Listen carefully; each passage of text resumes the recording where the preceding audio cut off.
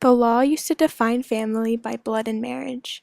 Going by that definition, this would be my family. This is my blood. However, they barely know me, and to be honest, I don't even remember all of their names.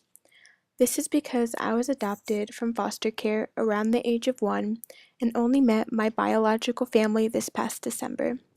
Although they were very nice, I do not consider them to be a part of my family. However, part of my family includes my adopted nuclear family, my mom Evelyn, dad Rod, sister Jennifer, and brother Chad. Growing up, my parents always had their hands full as they had to care for my sister, who's multi handicapped, my brother, who has a mental disorder, and me, who had an eating disorder. And while taking care of us, they also worked full time jobs. One of the myths of families says that the traditional family is self reliant. However, no family can make it on their own. I know mine couldn't have. My family relied on multiple sources for support. My mom and dad relied heavily on my mom's best friend Vanessa, who helped a lot with my older sister Jennifer. As problems with my nuclear family developed during middle school and the beginning of high school, I looked outside my nuclear family for other sources of support. I became very close with my best friend Lisette's family. Her family had become mine and were my main support system at the time.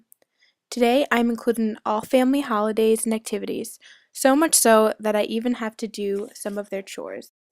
Being raised by my adopted family, I was never close with my extended family, since most of them did not live in New York.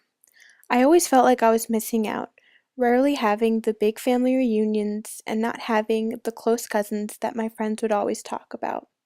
However, one of my best friends, Jalissa, and her family helped me fill that gap.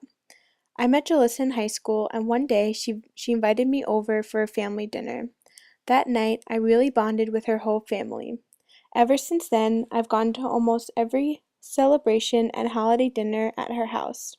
This past summer, I even visited Colombia to meet the rest of her family. Fortunately, within the past few years, my nuclear family and I have worked out a lot of our issues and problems, creating a more supportive and loving environment. There is no one true definition of family. Growing up, I've learned that family does not necessarily include the people who you are connected to by blood or marriage. My adopted family, my two best friends, and their families are my family. I could not have asked for a more loving, caring, and compassionate group of people to include in my family. I am truly blessed.